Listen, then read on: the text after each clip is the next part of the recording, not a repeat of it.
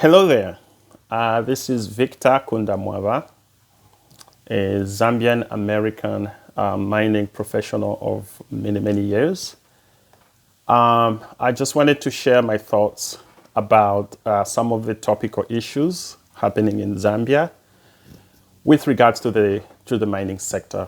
And these issues are the Chambeshi tailings leach breach that happened in February, contaminating water sources around Kitwe and Chambeshi. The second thing I want to talk about is the streaming agreement between the royalty streaming agreement between Kansanshi Mining PLC, which is a subsidiary of First Quantum Minerals, and Royal Gold of the United States. That's $1 billion prepayment cash for future deliveries of gold. And the third thing I wanted to talk about was the mandate that's been issued to ZCC and Investment Holdings with regards to developing the gold sector in Zambia. So first thing first, mine safety.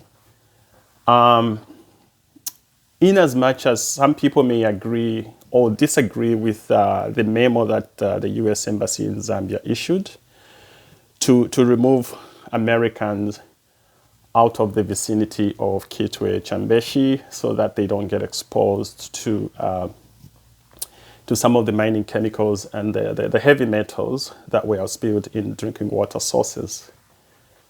We may not agree with the way the U.S. government went about it, and some people do agree with the way the embassy went about it. One thing we must agree about that is that that's an opportunity to raise the bar with regards to mine safety. That's an opportunity to raise the bar with regards to environmental stewardship. That should be a come to Jesus moment, if you will, for the industry as a whole. It's an opportunity for regulators really to hold the industry in Zambia accountable to do good by the people. I think it's a tragedy that water sources were compromised. Best practices are available in various jurisdictions where mining occurs, and so we shouldn't have to reinvent the wheel. Again, that's an opportunity that's waiting to be seized to raise the bar with regards to mine safety and environmental stewardship. I hope the powers that be will seize the moment and do the right thing. The second issue that I wanted to talk about is the royalty streaming agreement between between Kansanshi Mining PLC and Royal Gold. I'm trying to manage my expectations regarding that. Personally, I don't believe it's something that is too exciting. Obviously, for Kansanshi Mining PLC or First Quantum itself, that is very exciting because it provides the liquidity that they need right now for capital expansions and possibly some operational expenses. Now, an agreement of such a nature, a royalty streaming agreement, is pretty much a source of capital. As many of you know, capital may be sourced using debt.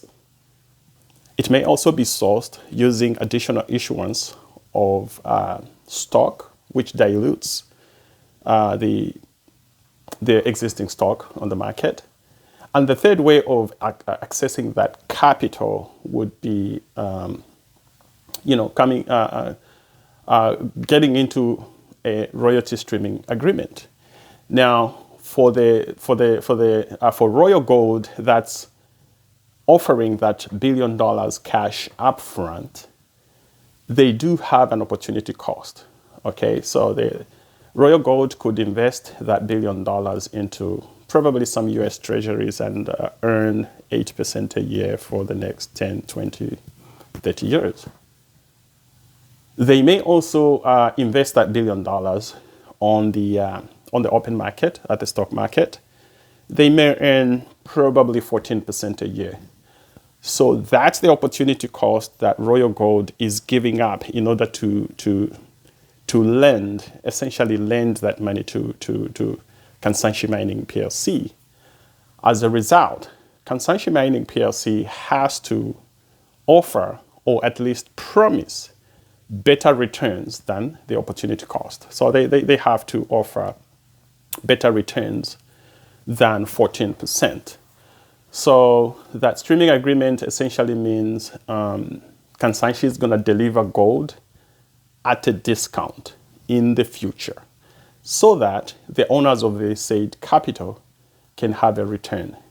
There's no such thing as free capital. Capital always has a cost. And as such, it doesn't really excite me as an outsider, but obviously it excites the business because they have the capital to run operations. The biggest question I would ask is where exactly is that capital going to be deployed? Is that capital going to be deployed at Kansanshi, or is it going to be deployed at a different operation where ZCCM IH does not have equity?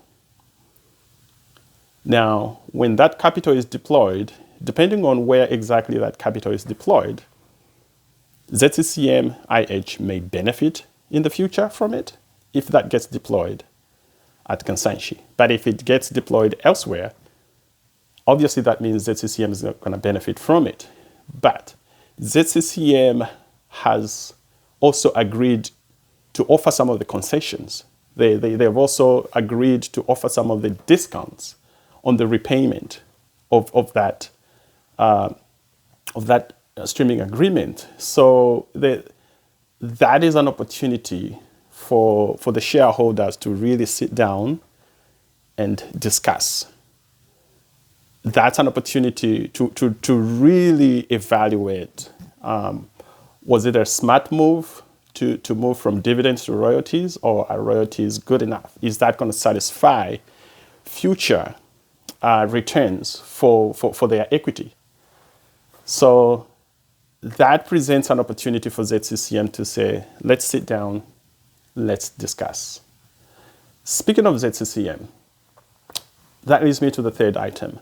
ZCCM has been mandated to develop the gold mining sector.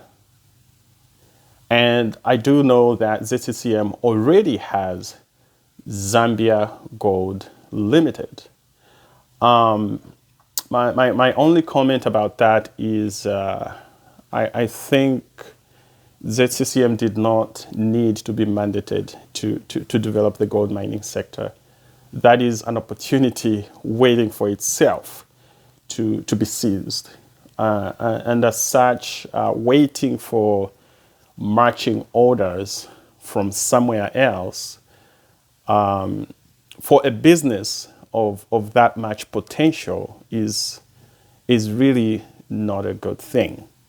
So those are the only thoughts I had about mining issues in Zambia. God bless the Republic of Zambia, and God bless the United States. Bye-bye now.